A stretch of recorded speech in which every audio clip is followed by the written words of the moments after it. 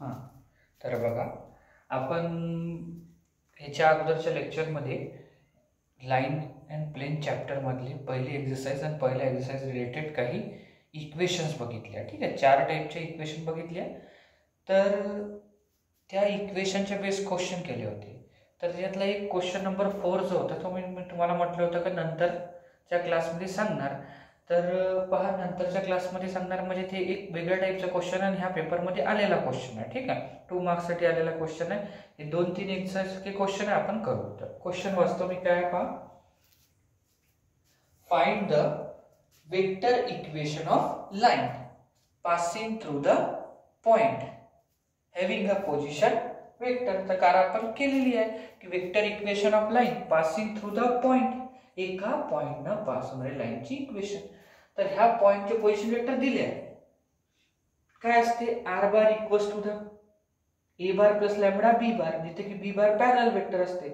पण ह्या क्वेश्चन मध्ये आपल्याला पॅरलल वेक्टर दिला नाही. त्याने काय म्हटलंय, and perpendicular to the vectors. ती लाईन, कोणती लाईन बेटा, ही जे लाईन आहे कोणती, लाईन आले असं वाचू शकतो, and line perpendicular to the vectors. कोणते वेक्टर्स आहे, I cap plus J cap plus K cap and 2 I cap आणि J cap plus K cap सोबत ती लाईन परपेंडिक्युलर आहे.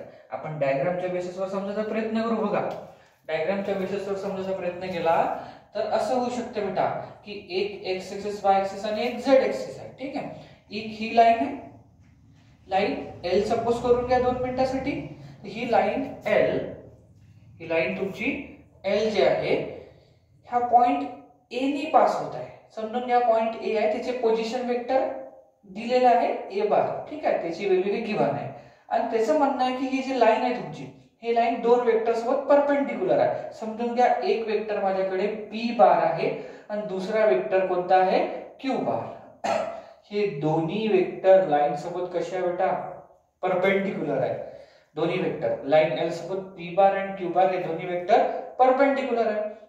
जर परपेंडिक्युलर आहे तर आपण वेक्टरच्या कॉन्सेप्टचा वापर करून ह्या दोन्ही वेक्टरचा क्रॉस प्रोडक्ट जर काढला, कोणता प्रोडक्ट काढला, cross product, P bar cross Q बार, हा क्रॉस प्रोडक्ट ह्या लाईन एल सोबत पॅरलल असणार. कॉन्सेप्ट समजा. क्वेश्चन मध्ये असं विचारलं आहे की find the vector equation of line. तर लाईन सपोज करा तुमची एल आहे, of the line passing through the point, passing through the point having a position vector. Position vector हे दिले आहे. तर आपण सपोज केलं की पॉइंट ए आहे, ए चा पोझिशन वेक्टर ए बार हे याचं दिलं आहे. अँड लाईन, असं म्हणा, and line is perpendicular with vectors. या वेक्टर्सचे नावाने दिले, तर आपण म्हणून टाकलं की पी बार आणि क्यू बार हे 2 वेक्टर आहे बेटा. पी बार आणि क्यू बार हे 2 वेक्टर तुम्हाला दिसून राहिले, ह्या पी बार आणि ह्या क्यू बार, ह्या लाईन एल सोबत परपेंडिक्युलर आहे. ठीक, तर परपेंडिक्युलर असू दे ना. आपल्याला तर वेक्टर इक्वेशन ऑफ लाईन मध्ये असं असते, R bar equals to the A bar plus lambda B bar, जिथे की बी बार जो आहे पॅरलल वेक्टर असते. कोणता वेक्टर असते, पॅरलल. तर आपल्याला पॅरलल वेक्टर पाहिजे. तर दिल्या कंडिशन मधून पॅरलल वेक्टर काढण्यासाठी हे जर आपण वेक्टरचा कॉन्सेप्ट वापरला आणि लाईन पी, लाईन एल आहे, त्याला पी आणि क्यू परपेंडिक्युलर आहे, तर पी क्यू चा क्रॉस प्रोडक्ट, कोणाचा क्रॉस प्रोडक्ट बेटा, पी क्यू वेक्टरचा. पी बार क्रॉस क्यू बार चा क्रॉस प्रोडक्ट लाईन एल कसा असणार, पॅरलल. लाईन एल पॅरलल कोणासोबत असणार, P bar cross Q bar सोबत. लाईन एल हे आपली पॅरलल असणार, कोणासोबत, पी बार आणि क्यू बार सोबत पॅरलल असणार. हे असा कॉन्सेप्ट आहे. तर आपल्याला पहा, पी बार क्रॉस क्यू बारच काढायचं काम आहे. झालं आपलं आन्सर. मग हे इक्वेशन मध्ये टाकून देऊ, आन्सर निघून जाईल. तर बघा कशा पद्धतीने करू शकतो आपण याचं.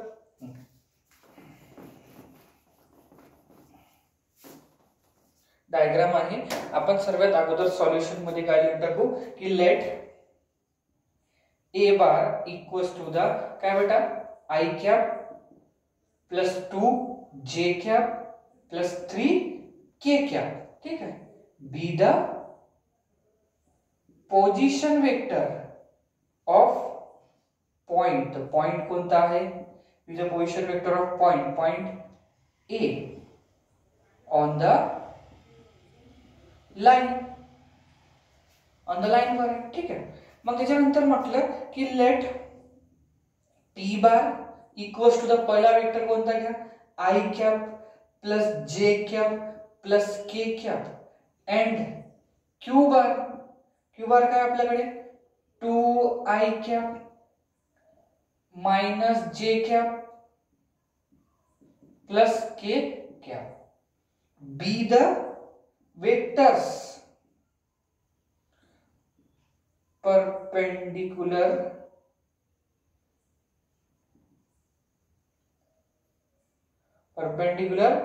to the line. लाईन नाही लिहिताना perpendicular to the required line.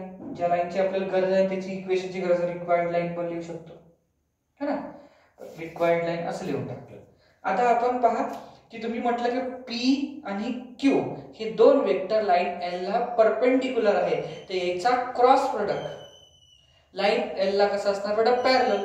तर देअरफॉर आपण लिहू शकतो की P bar cross Q bar is parallel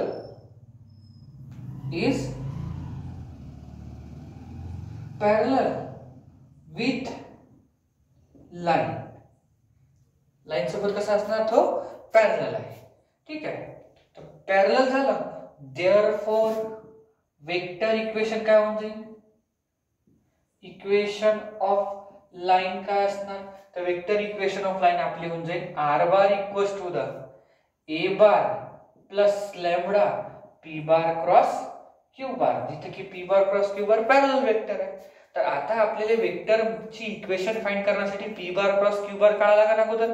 तर पहा P bar cross Q bar कसं निघणार आहे, P bar cross Q bar. Vector मध्ये आपण शिकलो वेक्टर चॅप्टर मध्ये कसं की इथे घ्या लागते आय कॅप, ह्या जे कॅप, नंतर हा के cap. Coefficient of i cap जे कॅप लिहा लागते.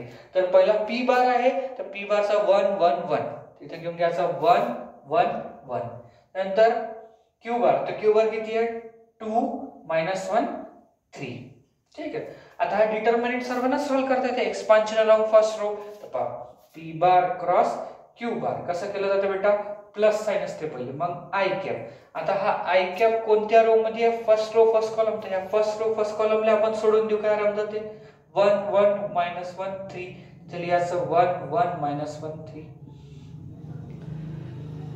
सॉरी 3 नाही आहे इथं 1च आहे, चुकीने 3 लिहिण्यात आलं, इथं 1च आहे. सॉरी 1 1 -1. त्यानंतर मायनस साइन असते मिडिल मधला, आणि हे व्हॅल्यू कोणते घेऊ, जे कॅप घ्यायचा बेटा. तर जे कॅप घेतल्यानंतर हा जे कॅप कोणत्या रो मध्ये आहे, फर्स्ट रो सेकंड कॉलम. तर काय होऊन जाईल 1 1 2 1. तिथे लिहायला लागणार आहे 1 1 2 1. त्यानंतर प्लस के कॅप येणार. तर के कॅप मध्ये काय येणार आहे, तर फर्स्ट रो थर्ड कॉलमला एलिमिनेट करून टाकू, तर 1 1 2 -1 येणार. तर 1 1 2 -1. हे सॉल्व करताना P bar cross Q bar equals to the I cap. Solve करता तर 1 1 जा 1, मिडिल मध्ये साइन कोणता असते मायनस, -1 मल्टिप्लाइड 1 तर -1, या मायनस होऊन जाईल +1. त्यानंतर मायनस जे कॅप असा राहू द्या बेटा. पहा 1 मल्टिप्लाइड 1 तर 1, मिडिल मध्ये साइन मायनस येणार आहे, 2 1 जा 2 plus of K cap. 1 multiplied -1 तर हा तुमचा -1 होऊन जाते, मिडिल मध्ये साइन मायनस, 2 1 जा 2. ठीक आहे, तर आपल्याकडे पी बार क्रॉस क्यू बार जो मिळणार आहे ते काय असणार बघा, 2 आय कॅप होते 1 + 1 2. त्यानंतर -1 येणार आहे. हा तर -1 आणि मायनस तर प्लस होऊन जाईल, तर हे होऊन जाते जे कॅप. ठीक, त्यानंतर ह्या -3 होणार, तर -3 आणि प्लस, तर -3 के कॅप येऊन जाते. तर आपल्याला पी बार क्रॉस क्यू बार ची व्हॅल्यू मिळाली. मग आपण वेक्टर इक्वेशन ऑफ लाईन री टाकून देऊ. तर वेक्टर इक्वेशन ऑफ लाईन मी वरती लिहून दिली आहे बघा. काय असणार, R bar equals to the A bar plus lambda P bar cross Q bar. आता हे सर्व व्हॅल्यू आपल्याकडे आहे. पहा कुठे आहे, R bar equals to the A bar. A bar आपल्याकडे काय लिहून आहे, I cap plus 2 J cap plus 3 K cap. तर I cap plus 2j cap plus 3k cap, ठीक आहे, plus of lambda, P bar cross Q बारची value किती काढली आहे 2i cap plus j cap minus 3k cap. तर हे आपली required vector equation of line झाली. ह्या क्वेश्चन थोडासा, ह्या टाइपचा क्वेश्चन थोडा इम्पॉर्टंट आहे बेटा, ह्या बोर्डाच्या पेपर मध्ये पण आलेला आहे, ठीक आहे. तर हे तुम्ही याचं स्क्रीनशॉट काढून घ्या, मग आपण पुढचा क्वेश्चन करू. याच्यासारखाच एक सिमिलर क्वेश्चन आहे, तो करू.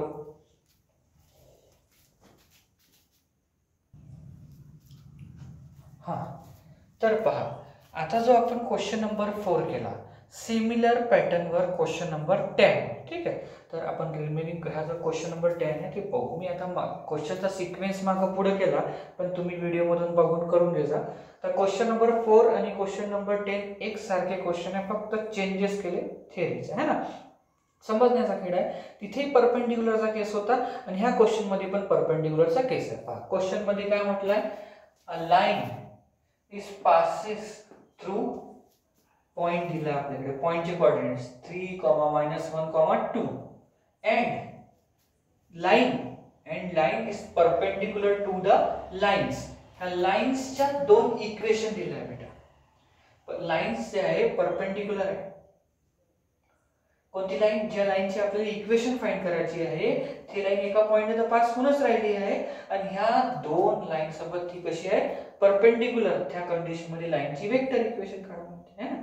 तर परपेंडिक्युलर डायग्रामच्या बेसिसवर समजतो आणि याच्यात तेच फरक आहे, त्याच्यात डायरेक्ट वेक्टर दिले होते, इथं आता लाईन्स दिले आहे, एवढाच फरक आहे, ठीक आहे. बघा, सॉल्युशन आपण करायला गेलो तर समजायचा प्रयत्न करता डायग्राम कसा असणार, ठीक आहे. आता ही एक आपली लाईन आहे L. ही लाईन L एका पॉइंटने पास होऊन राहिली, तो पॉइंट आपण A म्हणून टाकू आणि तो पॉइंटचे कोऑर्डिनेट्स किती म्हणायचे बेटा 3, -1, 2 म्हणायचं. आणि ही लाईन L जी आहे तुमची, कोणती लाईन L दोन लाईन सोबत परपेंडिक्युलर आहे. समजून घ्या, एक लाईन तुमची आहे L1 आणि दुसरी लाईन कोणती आहे L2. L1 L2 सोबत परपेंडिक्युलर आहे. आता याच्या इक्वेशन आपल्याकडे दिलेलं आहे बेटा, याचे इक्वेशन दिलेले आहे, ठीक. एक हे इक्वेशन आहे, एक ही इक्वेशन आहे. मग आता पहा, ह्या लॅम्बडा सोबत लिहून असणारा वेक्टर लाईन L1 ला पॅरलल असणार आणि ह्या म्यू सोबत लिहून असणारा वेक्टर लाईन L2 ला पॅरलल असणार. समजून घ्या की ह्या लाईन L1 ला पॅरलल असणारा वेक्टर माझा P बार आहे. कोणता बार आहे P बार आहे, ठीक आहे. आणि लाईन L2 ला पॅरलल असणारा वेक्टर कोणता आहे Q बार, जो पहिल्या इक्वेशन मध्ये एक लॅम्बडा सोबत लिहून आहे आणि एक कोणता आहे म्यू सोबत लिहून आहे, ठीक.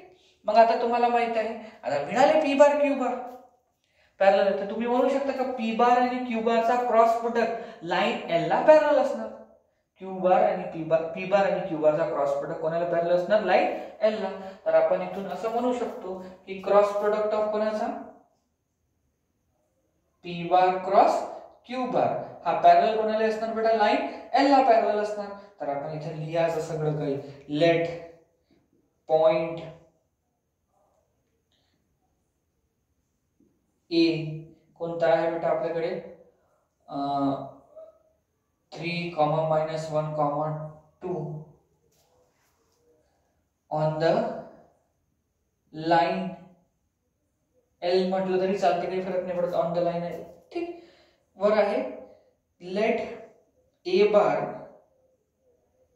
equals to the 3i cap minus j cap plus 2k cap be the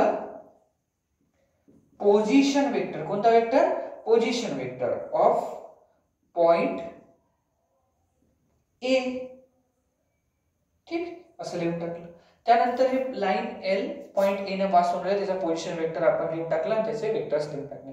त्यानंतर ह्या दोन लाईन जर मी सपोज केला, आपण लिहायचं की line L is perpendicular with line L1 and L2 असं म्हणू शकतो. लाईन L जे आहे L1 L2 ला परपेंडिक्युलर आहे. तर L1 वर असणारा पॅरलल वेक्टर P बार म्हणायचा आणि L2 ला असणारा पॅरलल वेक्टर Q बार म्हणायचा, ठीक आहे. आपण असं लिहून टाकू. तर पहा,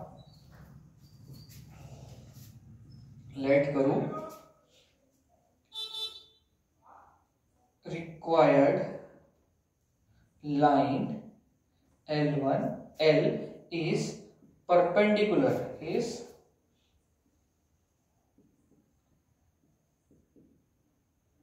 कोणासोबत परपेंडिक्युलर आहे? Perpendicular with lines. तर लाइन्स कोणत्या आपल्याकडे पहा, ह्या दोन लाइन्स आहे. ह्या दोन लाइन्स जर आहे तर याची इक्वेशन आपण लिहून टाकली तर काय होऊन जाते, r bar equals to the I cap plus j cap minus k cap plus lambda. हे लिहून टाका 2I cap minus 2j cap plus k cap. And दुसरी इक्वेशन कोणती आपल्याकडे r बार. तर r बार काय लिहू शकतो, r bar equals to the 2I cap plus j cap minus 3k cap and म्हणजे प्लस म्यू काय लिहून टाकू, mu I cap minus 2j cap plus 2k cap. मग आपण इथे लेट करू की लेट p बार कोणता आहे, ह्या म्यू सोबत p बार इक्वल्स टू काय म्हणायचं, 2I cap minus 2j cap plus k cap be the parallel vector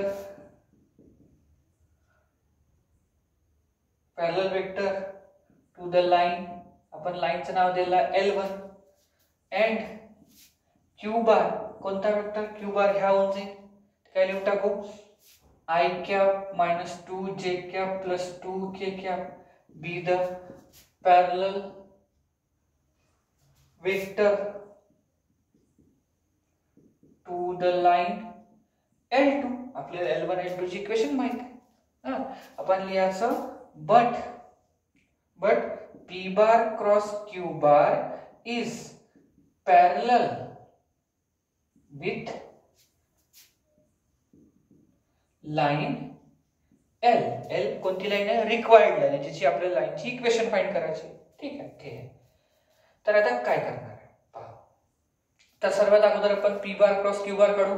तर पहा काय असणार, p bar cross q bar equals to p bar cross q bar काढण्यासाठी I कॅप j कॅप आणि हे काय होऊन जाते k कॅप. ठीक आहे. तर p बार काय आपल्याकडे पहा 2 माइनस 2 1. तर 2 माइनस 2 आणि 1. q बार काय आपल्याकडे 1 माइनस 2 2.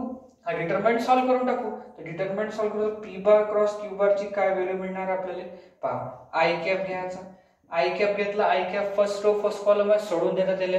तर फर्स्ट रो फर्स्ट कॉलम सोडल्यावर माइनस 2 1 2 माइनस 2 2 येते. तर माइनस 2 1 माइनस 2 आणि 2 आले.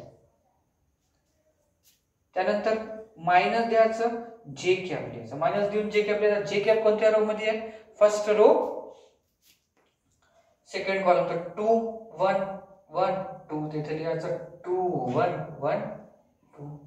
त्यानंतर प्लस k कॅप द्यायचा, k कॅप दिला. तर ह्या k कॅप कोणत्या रो मध्ये आहे, तर फर्स्ट रो थर्ड कॉलम. तर 2 माइनस 2 1 माइनस 2. तर 2 माइनस 2 1 माइनस 2 मध्ये. त्याला सॉल्व करून टाकू. त्याला जर आपण सॉल्व केलं तर बघा काय येणार आहे, p bar cross q bar equals to the हे होते तुमचं I कॅप. सॉल्युशन करायचं 2 टू द 4 पण कसा मायनसचा. तर माइनस 4 मिडिल मध्ये साइनस ते माइनस माइनस 2 मल्टिप्लाइड 1 तर माइनस 2 माइनस 2 आणि हे माइनस तर प्लस 2 होऊन जाते. त्यानंतर minus j cap 2 to the 4 middle मध्ये साइनस ते माइनस 1 1 जा 1. त्यानंतर plus k cap minus minus 2 to the 4 पण कसा माइनस 4 देन मला साइनस ते माइनस 1 मल्टिप्लाइड माइनस 2 तर माइनस 2 माइनस 2 आणि हे माइनस प्लस 2. तर आपण हे जर सॉल्व केल्यानंतर आपल्याला जो मिळणार आहे p bar cross q bar is equals to the ह्या माइनस 2 I कॅप होते, माइनस 2 I कॅप. त्यानंतर 3 आणि हे माइनस 3 j कॅप. त्याच्यानंतर ह्या माइनस 2 k कॅप.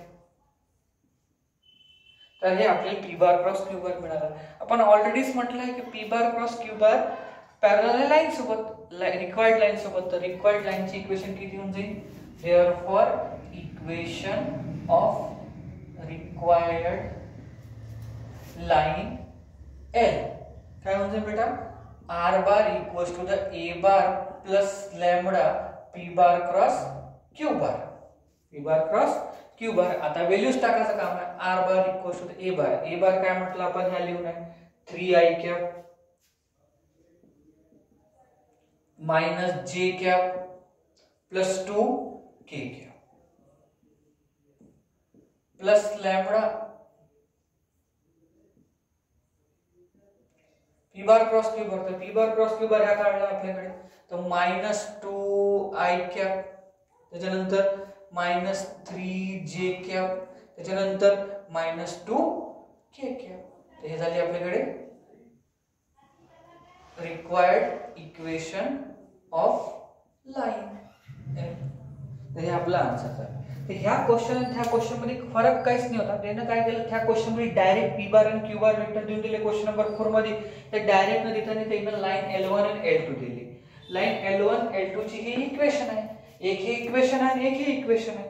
तर L1 मध्ये पॅरलल असणारा वेक्टर लॅम्बडा सोबत लिहून आहे, आपण म्हटलं P आहे, आणि L2 सोबत L2 ला पॅरलल असणारा वेक्टर म्यू सोबत लिहून आहे तो Q म्हटलं. तर पहा L1 ला पॅरलल आहे P, L2 ला पॅरलल आहे Q. तर पॅरलल वेक्टर याचा दोघांचा क्रॉस प्रोडक्ट लाइन L ला कसं असणार पॅरलल. तर आपल्याला पॅरलल वेक्टर्स पाहिजे नसते. लाइनची इक्वेशन आहे पॉइंट फॉर्म इक्वेशन, एका पॉइंटने पास होणारी आणि एका वेक्टरला पॅरलल असणारी. तर एका पॉइंटने पास होणारे वेक्टर एक A बार असते आणि एक पॅरलल वेक्टर आपण ह्या काढला P बार क्रॉस Q बार. ही व्हॅल्यू पुट केली, आन्सर झाला. त्याचा स्क्रीनशॉट काढून घ्या. आपण पुढचा क्वेश्चन पाहू.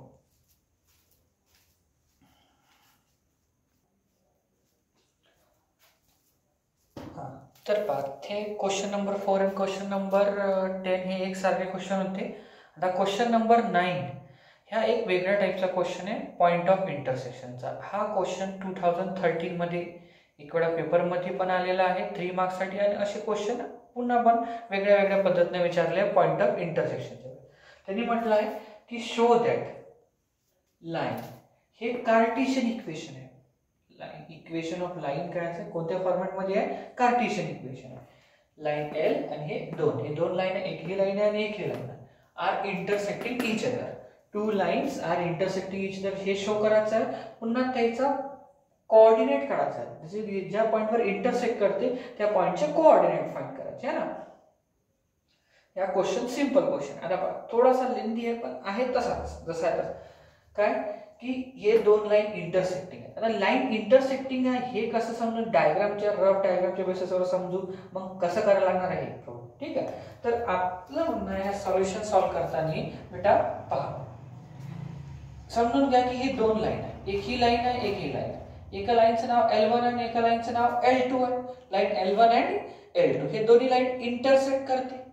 तर एका पॉइंटवर इंटरसेक्ट करणं दोघांचा पॉइंट ऑफ इंटरसेक्शन कॉमन असणार है ना. तर दोन्ही लाइन इंटरसेक्ट करते. तर ह्या कॉन्सेप्टचा वापर करायचा आहे. आणखी एक लक्षात ठेवायचं, मी तुम्हाला याच्या अगोदरच्या लेक्चर मध्ये एक असं नोट लिहून दिला होता की coordinate of a point on the line. Coordinate of a point on the line. तर तो कोणता कॉन्सेप्ट होता जसं की समजून घ्या. ह्याचा डायग्राम तुमचा आहेच पण एक लाइन हे समजून घ्या माझी आहे. त्या लाईनवर एक पॉइंट आहे, कोणता तरी पॉइंट आहे. ह्या पॉइंटचं नाव काही पण असू शकते. पॉइंटचं नाव P दिलं.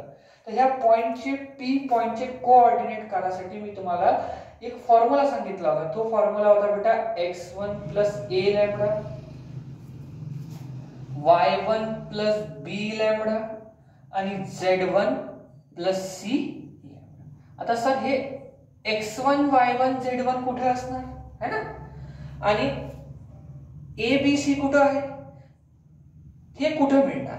बघा जर आपली लाइन ही आहे पहिली लाइन, तर ह्या लाइन मध्ये ह्या x1 ह्या y1 आणि ह्या z1 आणि ह्या a b c बरोबर. दुसरी लाइनची ज्या वेळेस गोष्ट करू तर दुसऱ्या लाइन मध्ये ह्या x1 ह्या y1 हा z1 आणि ह्या a b c दोन्ही लाइनचे इंटर. समजून घ्या आपल्याकडे ही लाइन L1 आहे, तर L1 वर असणारा पॉइंटचे कोऑर्डिनेट पण, आणि L2 ही दुसरी लाइन याच्यावर पॉइंट पॉईंटचे हे दोन्ही लाईनचे आपण लाईनवर असणारे कोऑर्डिनेट काढू आणि जर ह्या लाईन इंटरसेक्टिंग करणार आहे तर ह्याचे कोऑर्डिनेट एकच असणार बेटा, एकच पॉईंट असणार, दोन पॉईंट वेगळे वेगळे नसणार बस. तर आपल्याला क्वेश्चन मध्ये करायचंच काय आहे की लाईन L1 वर असणाऱ्या पॉईंटचे कोऑर्डिनेट काढू, लाईन L2 वर असणाऱ्या पॉईंटचे कोऑर्डिनेट काढू आणि जर हे इंटरसेक्टिंग आहे तर हे कॉमन पॉईंट असणार तर दोघांना इक्वल घ्यायचं आणि मग आन्सर काढायचं. असं असणार तुमचा कॉन्सेप्ट. तर बघा आपण कशा पद्धतीने करू पोहोचतो.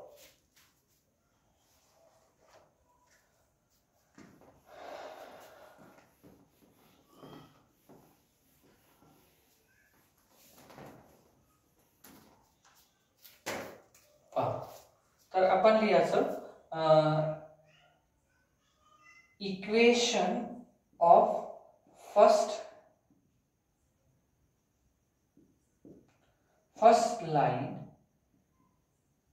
इज काय बेटा, इक्वेशन ऑफ फर्स्ट लाइन हे आहे x + 1 divided by -10 equals to the y + 3 divided by -1 आणि z - 4 डिवाइडेड बाय 1. मी तुम्हाला सांगितलंच आहे का आपल्याला याला जर प्रूफ करायचं आहे तर तुम्हाला कोऑर्डिनेट कसे काढायला लागणार आहे. कोऑर्डिनेटचा आताच फॉर्म्युला सांगितला, फक्त गरज कायची आहे x1 y1 z1 आणि ABC. इथून जर आता प्रॉब्लेम असा आहे की हे जे इक्वेशन आहे ही स्टँडर्ड मध्ये जर राहिली असते तर ह्या इथं मधात मिडिल मध्ये मायनस साइन असता, ह्या पण मायनस आणि ह्या पण कसा राहते minus.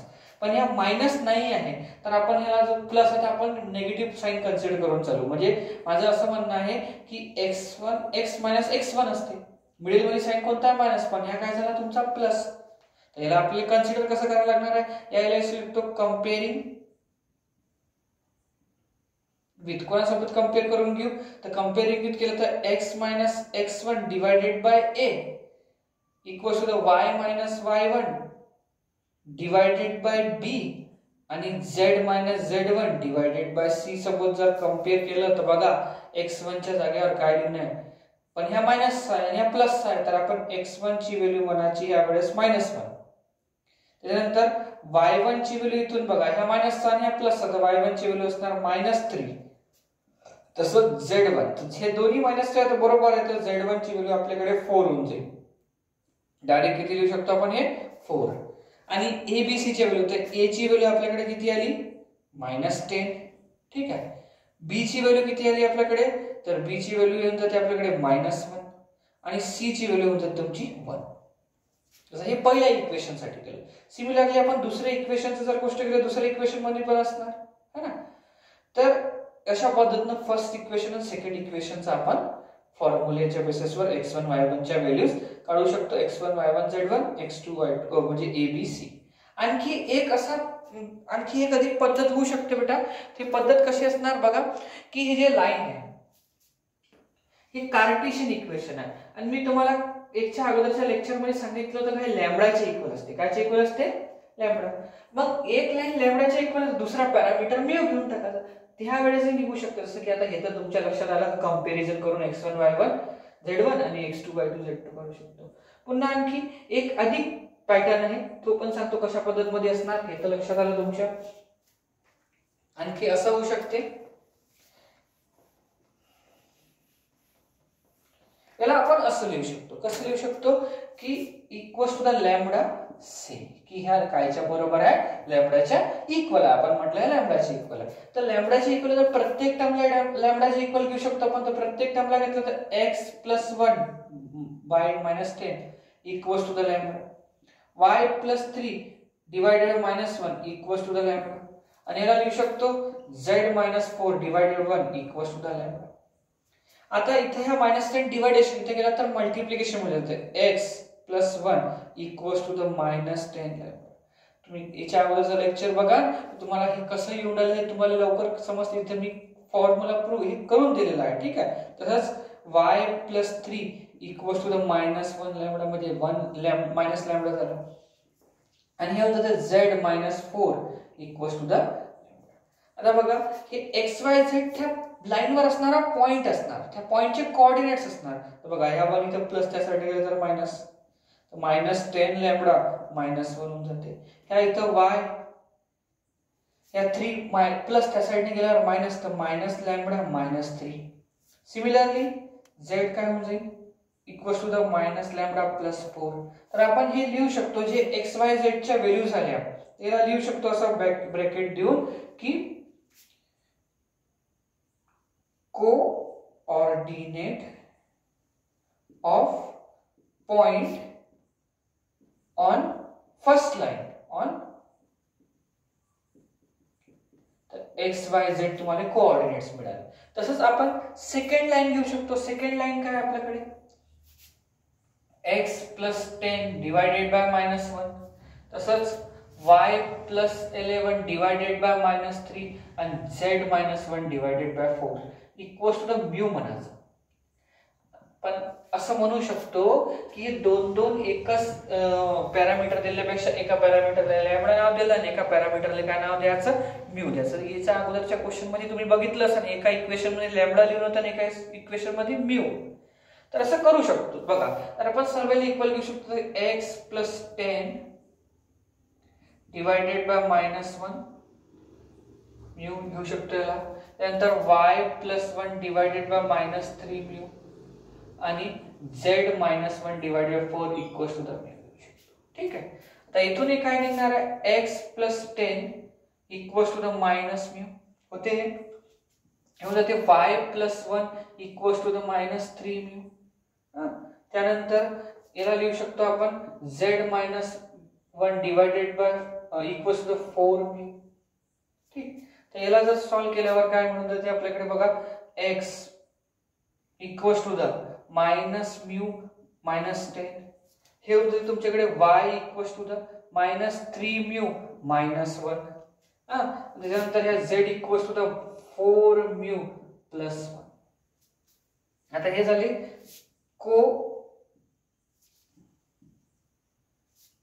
Coordinate of point on second line. आणि जर ह्या दोन लाइन इंटरसेक्टिंग आहे तर याचा पॉइंट ऑफ इंटरसेक्शन कॉमन असणार म्हणजे एकच असणार. जर दोन लाइन इंटरसेक्टिंग आहे तर याचा पॉइंट ऑफ इंटरसेक्शन एकच असणार. तर मग हे दोन्ही काढलेले कोऑर्डिनेट इक्वल असणार है ना. इफ आपण जर म्हटलं की इफ लाइन्स आर इंटरसेक्टिंग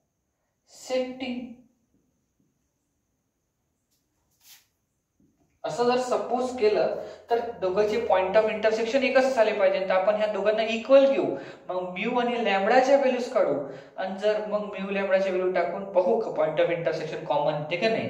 तर मग आपण बघा याला जर इक्वल करायला गेलो तर याचा x आणि याचा x इक्वल असायला पाहिजे. तर बघा हे होऊन जाते -10 म्यू -1 सॉरी -10 लॅम्बडा आहे -10 lambda -1 equals to the minus mu -10. तसंच हे इक्वल झालं इकडचा ह्या y आणि तो y इक्वल व्हायला पाहिजे. तर जर इक्वल झालं तर काय असणार पहा मायनस लॅम्बडा -3 इथे लिहिलं minus lambda -3 equals to the याचा काय होईल बेटा -3 म्यू -1. तसंच z वाला आपण जर इक्वल करायला गेलो त्याच्या z मध्ये आहे लॅम्बडा प्लस 4 तर लॅम्बडा प्लस 4 आणि हे होऊन जाते 4 म्यू प्लस 1. आता इथे काय होऊन राहिलं आहे की याचे दोन व्हेरिएबल आहे समजून घ्या. एक लॅम्बडा आणि एक म्यू ह्या दोन व्हेरिएबल इक्वेशनच्या फॉर्मॅट मध्ये कन्वर्ट केलं. आपण याला असं लिहू शकतो बघा कसं. हा म्यू इथं कसा आहे मायनस तिकडे काय म्हणजे प्लस तर -10 म्यू -10 लॅम्बडा आणि हे प्लस म्यू आणि हे -10 इथं आहे आणि ह्या 1 इथं मायनस त्या साइडने गेला तर प्लस बनून जाते. तसंच इथे करायला गेलो तर काय होऊन जाते बघा मायनस लॅम्बडा आणि ह्या इकडे येऊन जाते +3 म्यू होऊन जाते. त्यानंतर ह्या 1 इथंच राहू द्या मायनसचा ह्या 3 इथं मायनस त्या साइडने गेला तर +3 होऊन जाणार. इथे तसंच होणार बघा ह्या म्यू आणि ह्या इकडे येऊन जाईल लॅम्बडा -4 म्यू त्याच्यानंतर इक्वल्स टू द 1 -4 तर lambda -3 mu equals to the -3. आता ह्या 3 इक्वेशन आपल्याला फाइंड मिळाल्या, ह्या 3 पैकी कोणतेही 2 इक्वेशनले सॉल्व्ह करून आपण लॅम्बडा किंवा म्यूची व्हॅल्यू फाइंड करू. तर आपल्याला पहा कोणत्या 2 इक्वेशन सुटेबल होणार. तर पहा, एक ही इक्वेशन आणि एक ही इक्वेशन. सॉरी, इथे सॉल्व्ह नाही केलं का मी. इथं -3 म्यू लॅम्बडा प्लस 3 म्यू आणि इक्वल्स टू -2, की ह्या 2 इक्वेशन कोणत्याही 2 इक्वेशनला सॉल्व्ह करून आपल्याला आन्सर काढावा लागणार आहे. ठीक आहे. इथे काय चुकीचं लिहून टाकलं 4. बरोबर आहे.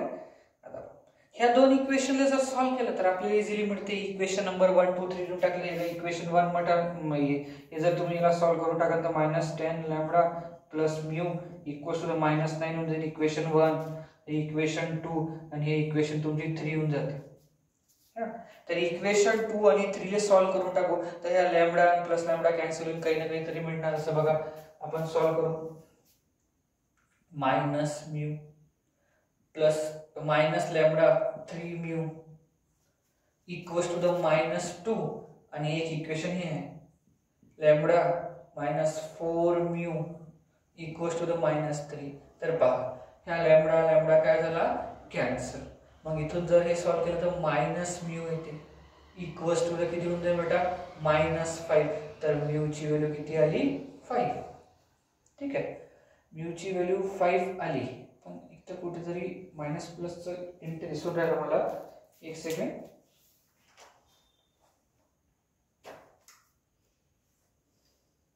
म्यूची व्हॅल्यू -5 नाही आला पाहिजे.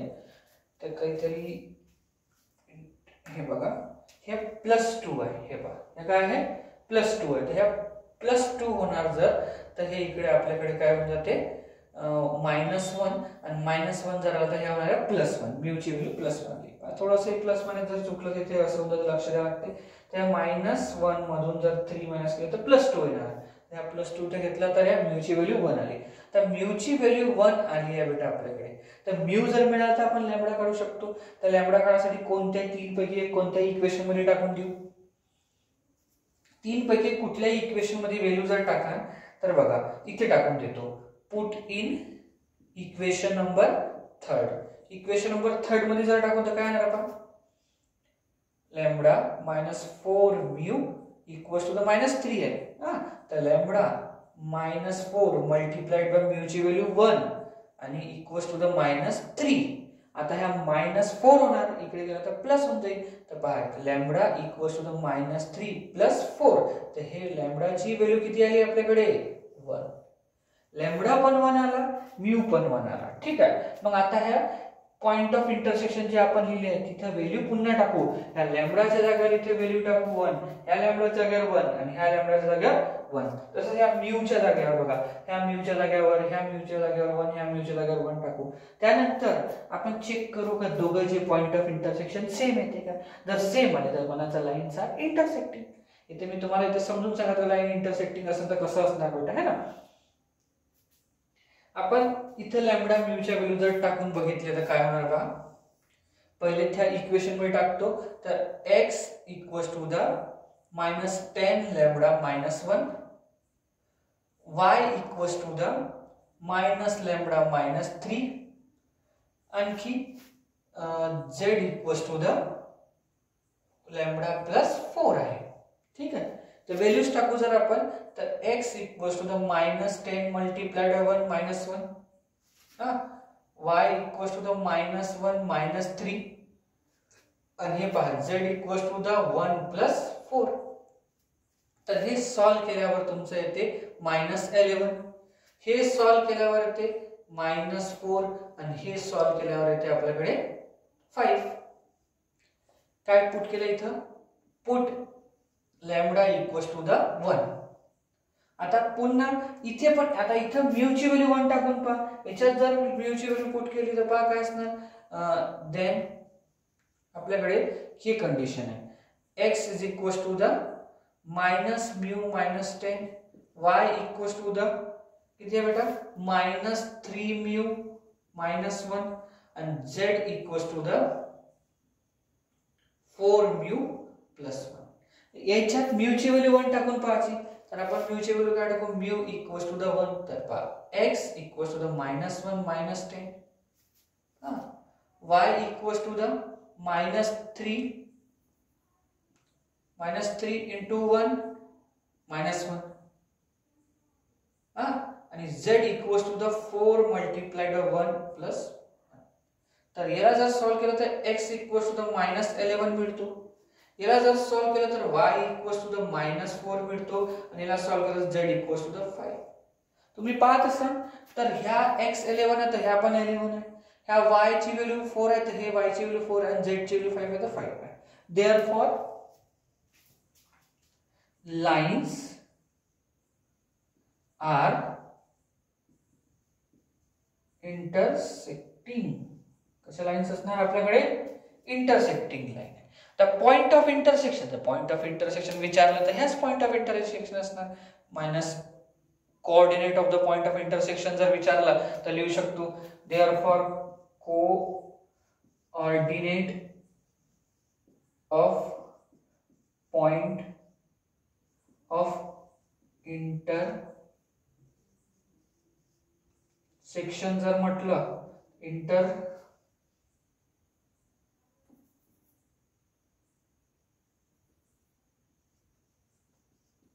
किती होऊन जाईल आपल्याकडे x, y, z equals to the -11, -4, 5 तर अशा पद्धतीने ह्या क्वेश्चन होते आता पेपर मध्ये आलेला क्वेश्चन आता कसं की हे नवीन क्वेश्चन आहे तर तुमच्यासाठी समजण्यासाठी थोडासा वेळ लागेल का काय काय झालं कसं केलं आपण तर पहा सिंपलचा क्वेश्चन आहे शो करायचं तर एक ही लाईन आहे आणि एक ही लाईन आहे या दोन्ही लाईन इंटरसेक्टिंग आहे तर आपण काय केलं की दोन लाईनीवर असणारे पॉइंट काढले लाईन पहिल्या लाईनवर असणाऱ्या पॉइंटचे कोऑर्डिनेट्स काढले दुसऱ्या लाईनवर असणारे पॉइंटचे कोऑर्डिनेट्स काढले तर आपण फर्स्ट लाईनची इक्वेशन घेतली आणि त्या लाईनच्या इक्वेशनला लॅम्बडाचे इक्वल घेतलं ठीक आहे लॅम्बडाचे इक्वल घेऊन प्रत्येकाला लॅम्बडाचे इक्वल घेऊन सॉल्व केलं तर आपल्याला x y z च्या व्हॅल्यू मिळाली तशीच दुसरी इक्वेशन घेतली दुसऱ्या इक्वेशनला म्यूचे इक्वल म्हटलं तर म्यूचे इक्वल म्हटलं तर आपल्याला प्रत्येकाला म्यूचे इक्वल घेतल्यानंतर म्यू आपल्याला x y z च्या व्हॅल्यू मिळाली जर आता आपण सपोज करू नका जर लाईन इंटरसेक्टिंग असेल तर त्यांचा पॉइंट ऑफ इंटरसेक्शन कॉमन असणार जर लाईन इंटरसेक्टिंग आहे तर ह्या पॉइंट काय असणार कॉमन तर कॉमन आहे तर मग दोन्ही इक्वल व्हायला पाहिजे एकच पॉइंट असणार कॉमन आहे तर एकच पॉइंट आहे तर एक पॉइंट आहे तर त्या कारणामुळे आपण असं म्हटलं की हे दोन्ही याचा x कोऑर्डिनेट आणि याचा x कोऑर्डिनेट इक्वल असणार याचा y कोऑर्डिनेट याच्या y कोऑर्डिनेट सोबत इक्वल यायला पाहिजे z कोऑर्डिनेट इक्वल तर इक्वल घेतले मग आपण इथून इक्वेशन तयार केलं म्यूच्या फॉर्मॅट मध्ये लॅम्बडाच्या फॉर्मॅट मध्ये इथे इक्वेशन कोणत्याही दोन इक्वेशनला सॉल्व्ह केलं म्यूची व्हॅल्यू 1 काढली आता म्यूची व्हॅल्यू जेवढी आहे तेवढी व्हॅल्यू लॅम्बडाची यायला पाहिजे तर मग आता लॅम्बडाची व्हॅल्यू जेवढी याचा मीनिंग असं नाही का इथेच येईन बा पण आली म्यूची व्हॅल्यू 1 आली तर लॅम्बडाची व्हॅल्यू 1 आली मग आपण दोन्ही व्हॅल्यू त्या पॉइंट्स मध्ये पुट अप करून बघितलं दोन्ही व्हॅल्यू पॉइंट मध्ये पुट केली तर आपल्याला आन्सर सेम मिळाले तर आपण म्हणू शकतो का लाईन्स कशा आहे इंटरसेक्टिंग आहे पॉइंट ऑफ इंटरसेक्शन हे आहे तर अशा पद्धतीने हा क्वेश्चन आहे 3 मार्कासाठी याचा स्क्रीनशॉट काढा पुढचा क्वेश्चन करू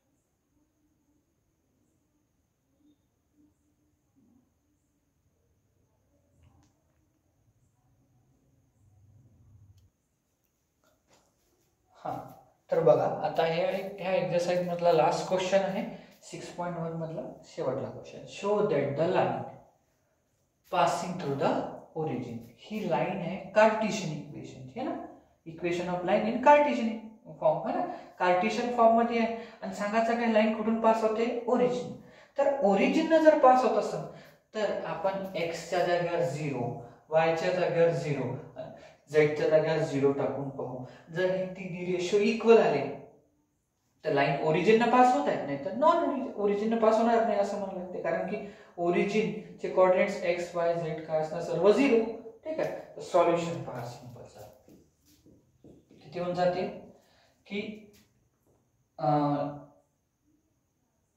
x - 2 divided by 1 y - 4 divided by 2 and z + 4 equals to the -2 है ना here put x, y, z equals to 0, 0, 0. ठीक आहे, पुट करून घेऊ बघा. तर 0 - 2 डिवायडेड बाय 1, त्याच्यानंतर 0 - 4 डिवायडेड बाय 2 आणि 0 + 4 डिवायडेड बाय -2. तर बघा हे सॉल्व केल्यावर -2/1 येते, हे केल्यावर -2/2 येते, -4/2 होते आणि याला म्हटलं तर 4/-2. आता याला सर्वांना जर सॉल्व केलं तर ह्या -2 होते, ह्या पण -2 होते आणि ह्या पण किती आला -2. Therefore given line is passing through origin. अशा पद्धतीने ही पहिली एक्सरसाइज संपली, ज्याच्यात आपण equation of line passing through the one point parallel to the vector शिकलो. त्याची इक्वेशन पाहिली, वेक्टर इक्वेशन होती, मग कार्टेशियन इक्वेशन पाहिली, मग equation of line passing through 2 point पाहिली, त्याची कार्टेशियन इक्वेशन पाहिली, त्याच्या रिलेटेड साधे क्वेश्चन्स केले, मग आपण ह्या परपेंडिक्युलरचा कॉन्सेप्ट केला, मग लाईन्स इंटरसेक्टिंगचा कॉन्सेप्ट केला. अशा पद्धतीने पहिली एक्सरसाइज संपली. आता पुढचा व्हिडिओ दुसऱ्या एक्सरसाइज. आता दुसरी एक्सरसाइज मध्ये बेटा काही असे क्वेश्चन्स आहे, इक्वेशन काढायचे, find the shortest distance between 2 lines. एक इम्पॉर्टंट टॉपिक आहे, बरेचशे वेळेस क्वेश्चन आलेला आहे. या असं होऊ शकते की एका पॉइंट पासून एका लाईनची डिस्टन्स काढायची है ना, या असं होऊ शकते की 2 इस्क्यू लाईन्सच्या मधली डिस्टन्स काढायची आहे, 2 पॅरलल लाईनच्या मधली डिस्टन्स काढायची आहे. हे सगळ्या बेसवर आपल्याला पुढच्या एक्सरसाइज मध्ये फॉर्म्युलेज आहे आणि त्याच्यानंतर त्याचे क्वेश्चन्स आहेत. पुढच्या लेक्चर मध्ये आपण हे सर्व करू. ठीक आहे.